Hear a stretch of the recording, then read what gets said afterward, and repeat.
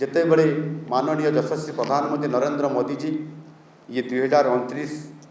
मसीह जिते निर्वाचन रे महिला संरक्षण कथा को से सामना को आनिले डिलिमिटेशन कथा को भी सामना रे आनिले सेतेबेले से देखिले जे 272 जन महिला लोकसभा को मंडित करिवे एवं समानंकर स्वर शाणित करी जेतेबेले पॉलिसी आसीबो जेतेबेले विधेयक आसीबो सेतेबेले संपूर्ण भाव में समानंकर विरोध को जीव अर्थात जेभली भाव में समाने ताको मन भितर आसिला जे एथिरे महिला मानकर संपूर्ण अधिकार चली जीव एवं समाने जेभली भाव में केवल महिला को हाथ बारसी करी महिला को व्यवहार करी समाने महिला किसी कथा कहवा किंतु महिला मानकर अधिकार को सांविधानिक व्यवस्था मध्य विधानसभा विधेयक आनी से समर्थन करके पूरा करवा ये कथा को संपूर्ण भाव में से विरोध करिसेंती ताहार निछुक आपण माने देखिसेंती गत 17-18 तारिख में जो चर्चा एवं एथिरे आलोचना होईछि एवं निश्चित भाव में मु एथिरे कहबा चाहूँगी आज यही जो नारी शक्ति बंधन अधिनियम एवं माननीय यशस्वी प्रधानमंत्री नरेंद्र मोदी जी 2029 लागू करने जो संशोधन आनिले प्रकृत में मातृशक्ति को सशक्तकरण करवा एवं समानकर अधिकार को आमे देवा जहाँ 2047 को जदि आमे विकसित भारत बनवाई जो संकल्प माननीय मोदी जी नहीं ताकू जदि आमे पूरा करने पड़ो ताहले जनसंख्यार अधा शक्ति को नारी शक्ति को मध्य सेमानकु समान अधिकार देवा सेमानकु तांकर सामाजिक आर्थिक राजनीतिक क्षेत्र में समान अधिकार देवा ये कथा को से संपूर्ण भाव में सामना को जिते आनी आज निश्चित भाव से आज विरोधी आज पछघुंचा देइछंती एणु ये जो भावुचंती जे यहा को आमे आज बंद करदेलु विफल करदेलु एवं ये विधेयक आउ केबे पास हो पारिबो नाही किंतु यह निश्चित भाव में मोदी हे तो मुमकिन है जहाँ ये कथा आज सामना को आसूची निश्चित भाव में आगामी दिन में समय आसीबो 2029 रे निश्चित भाव में यह किभली भाव में लागू करा जिवो एवं आज से जो महिला बा नारी शक्ति पाखरे आज जो आक्रोशर आज जो वातावरण तैयारी होगापाई जाऊँगी जो नारी शक्ति आज जागृत होकर निज अधिकार जो राजरास्ता को आसो सेते विरोधी दल कांग्रेस एवं तांकर सहयोगी दल मानकर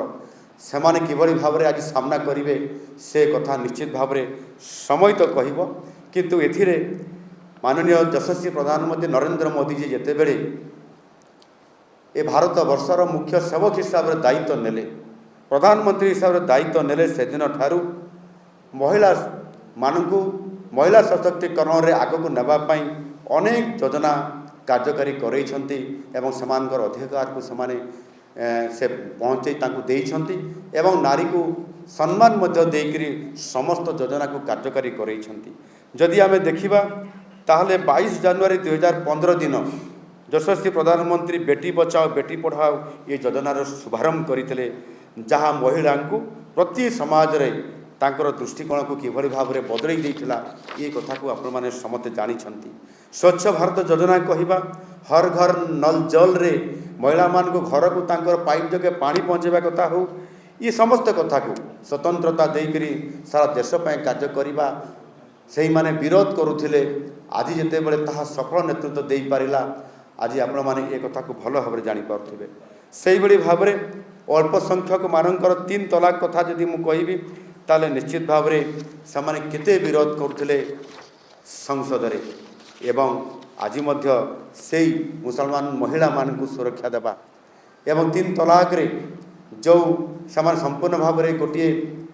मुसलमान महिला को जेभली भाव में ताकर अधिकार को क्षुण्ण कर दिया जाउथला आज माननीय मोदी जी आज मसीहा बनिकरी आज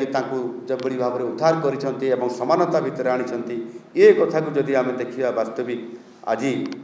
कांग्रेस केवल सबुठार दुखर कथा जे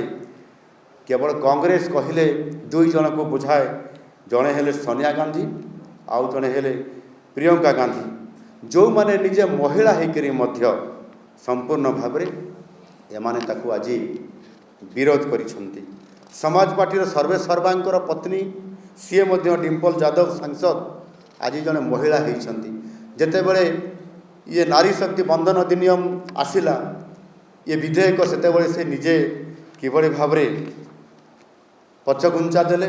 एवं निज दल को प्राधान्य देले किंतु नारी शक्ति को से संपूर्ण भाव विरोध करिले एवं अनेक एमती घटना अच्छी आम जदि ता भितर निश्चित भाव में मुझे शब्द आपको चाहिए जे एथिरे प्रथम जितेबले 1996 जितेबले माननीय देवगौड़ा सरकार समय महिला संरक्षण प्रसंग ये प्रथम सामना को आसीथिला एवं से संसदीय कमिटी रे गला परे ये पुणी फेल मारिगला सेठू आ कौन प्रकार तार मोमेंट है ना 1998 2003 मसीह माननीय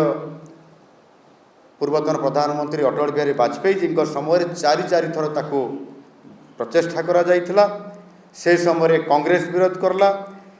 एवं से समय जिते आंचलिक दल अच्छा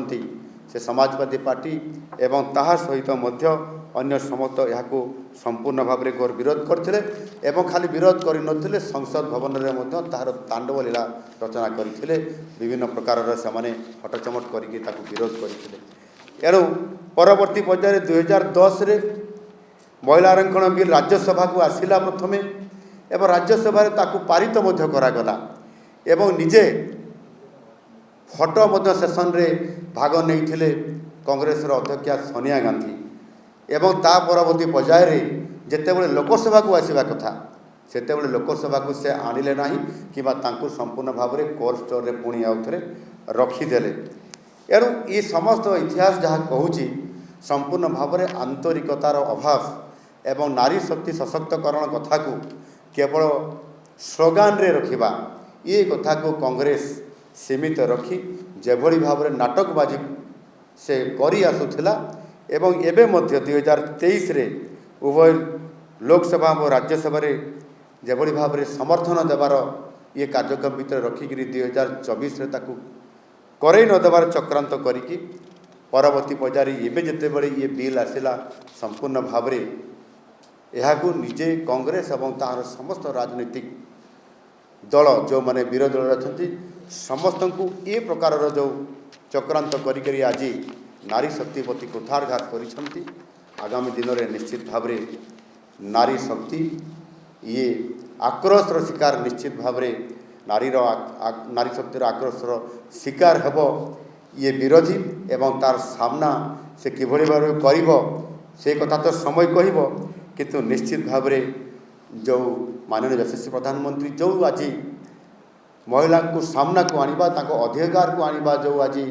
गोटे बड़ मिशन रे आज आछंती हुए तो आज कौन से कारण ये पार्लियामेंट रे अटकी जाई पारे लोकसभा रे ये नारी शक्ति बंधन अधिनियम काट खाई जाई पारे किंतु 2029 रे